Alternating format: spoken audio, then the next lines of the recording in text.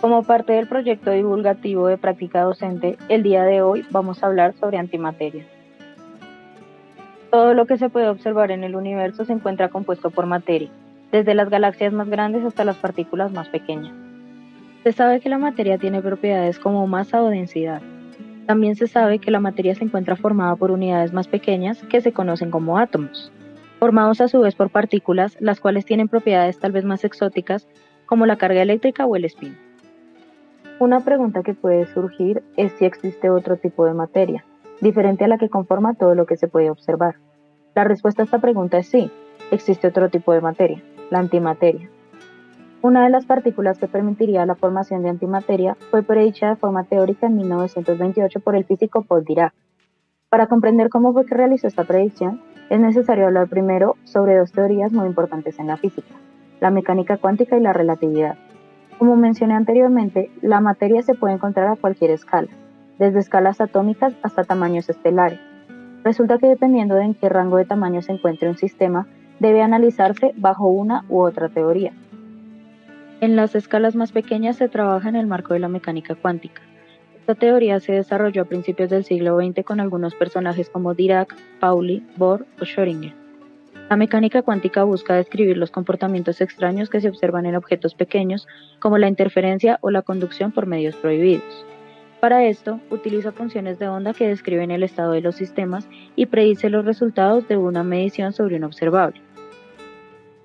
Las predicciones se realizan por medio del uso de operadores que actúan sobre las funciones. En la interpretación de Copenhague se considera que la mecánica cuántica es una teoría probabilística debido a que el cuadrado de las funciones de onda representa una densidad de probabilidad. Las funciones de onda se obtienen con la ecuación de Schrödinger, la cual cuenta con dos representaciones, una dependiente y otra independiente del tiempo. Cuando se resuelve esta ecuación se obtienen los estados que mantienen la energía constante. Por otro lado, para trabajar en mecánica cuántica existen dos formalismos muy utilizados. El primero es el formalismo de Schrödinger, que describe los estados de un sistema por medio de funciones y los operadores como acciones sobre los estados, mientras que el formalismo de Heisenberg describe los sistemas como vectores y los operadores como matrices.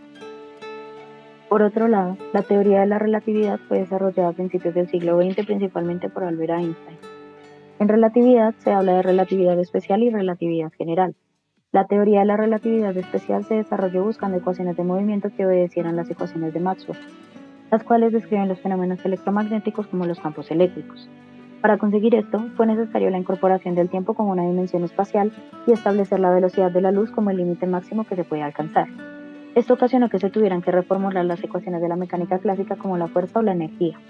En particular, se encontró que la masa es equivalente a la energía según la famosa ecuación E igual a mc cuadrado, de manera que la energía ahora debía ser definida considerando la masa de los objetos. Es decir, esta nueva ecuación para la energía, que es diferente a la energía que se utilizaba clásicamente, esta otra. Ahora, las ecuaciones de relatividad especial se aplican ¿en qué casos? En los casos donde los objetos se mueven a velocidades cercanas a las de la luz y fruto de este movimiento y de las ecuaciones, se generan fenómenos extraños como la dilatación del tiempo o la contracción de la longitud. Volviendo a la mecánica cuántica, alguien podría preguntarse si la ecuación de Schrödinger, esta de aquí, se comporta de acuerdo con la relatividad. Esto lo hicieron varios físicos luego de que Schrödinger publicara su famosa ecuación y encontraron que tenía dos inconsistencias con la teoría de la relatividad. El hecho de que la ecuación no impone ningún límite a la velocidad con la que se pueden mover las partículas y que trata el espacio y el tiempo de forma distinta al tener derivadas de primer grado en uno y derivadas de segundo grado en el otro. Entonces surgieron algunos intentos de volver relativista esta ecuación. Aquí es donde vuelve a entrar Dirac. Él partió de la ecuación de la energía en relatividad y utilizando conceptos de cuantización y álgebra de matrices, consiguió llegar a su famosa ecuación. Con esta ecuación se suponía que se describían las partículas a velocidades cercanas a la velocidad de la luz, es decir, partículas relativistas, solo que se describían únicamente las partículas con spin en medio. Esta ecuación se encuentra escrita en una notación muy utilizada en relatividad, los cuadrivectores o vectores de cuatro componentes, los cuales se usan debido a que se agregó el tiempo como una nueva dimensión.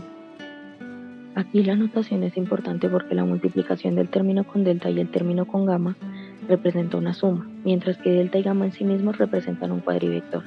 En este caso, delta contendría los operadores de energía y momento y gamma las matrices asociadas a cada coordenada.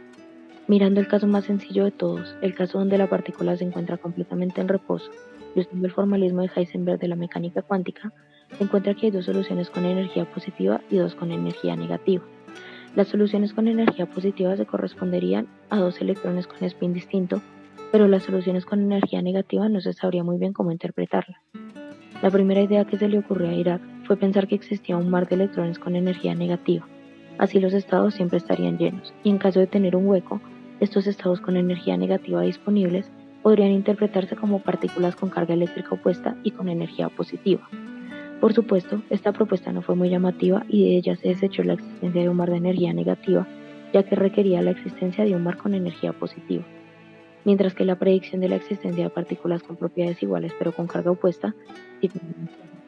Otra interpretación que se le ha dado a este resultado es la de Feynman, que pensaba que las soluciones con energía negativa representaban partículas con mismas propiedades pero viajando atrás en el tiempo, cosa que dio origen a los diagramas de Feynman muy utilizados actualmente.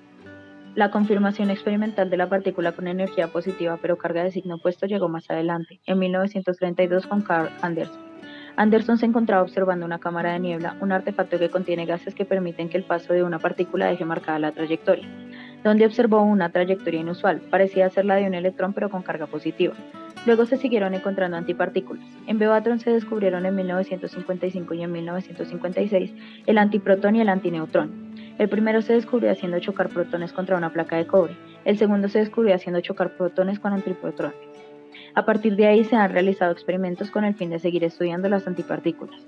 Por ejemplo, en 1976 se utilizaron positrones para realizar tomografías.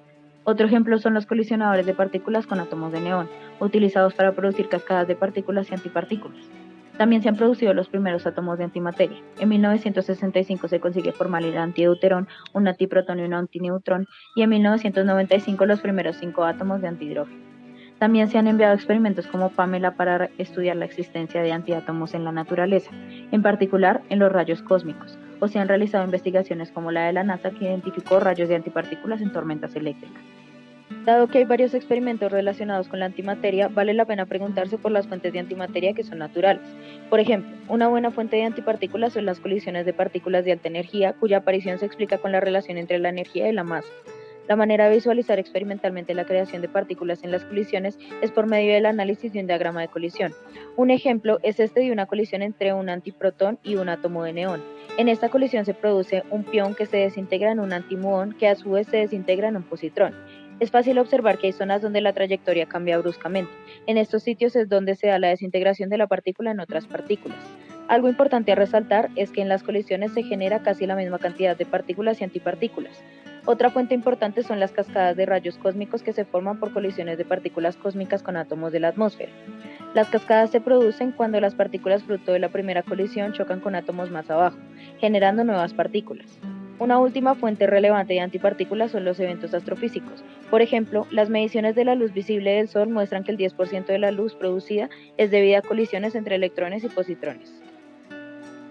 Como mencioné anteriormente, las partículas y antipartículas tienen propiedades similares. Por ejemplo, la masa es una propiedad que no admite valores opuestos entre partícula y antipartícula. Por otro lado, mencioné la carga eléctrica y que esta era contraria entre el positrón y el electrón. Esta es una propiedad que admite valores opuestos. También mencioné que experimentalmente se ha conseguido formar átomos de antihidrógeno. Esto podría llevarnos a preguntar, ¿por qué hay muy poca antimateria? La respuesta a esta pregunta es que la materia y la antimateria se aniquilan entre sí, es decir, las partículas y las antipartículas se eliminan produciendo una gran cantidad de energía. Pero esto lleva a otra pregunta, entonces ¿por qué hay materia si la materia y la antimateria se producen en pares? ¿No deberían haberse aniquilado mutuamente? Si pensamos en el inicio del universo, en el Big Bang se debieron generar la misma cantidad de partículas y antipartículas. Luego, estas debieron comenzar a aniquilarse en un suceso que se conoce como la gran aniquilación, liberando grandes cantidades de energía en forma de fotones y otras partículas, lo que da origen al fondo cósmico de microondas. Pero hoy en día observamos materia, estamos formados por materia. ¿Qué pasó? Una solución es que las partículas y las antipartículas no sean completamente iguales, sino que sus propiedades tengan ligeras diferencias que permitieran que le sobreviviese la materia, mientras que toda la antimateria se eliminara. Esto se conoce como la violación de la simetría CP, carga-paridad. Esta simetría dice que, si se realizan cambios con respecto a la carga o si se proyecta el universo en un espejo, la física debe ser invariante. La violación se refiere a que se han observado situaciones donde los pares de partículas tienen, por ejemplo, tiempos de desintegración distintos. de manera que estudiar las antipartículas puede entenderse como un medio para responder la pregunta de por qué hay materia en el universo y en este sentido, por qué estamos aquí.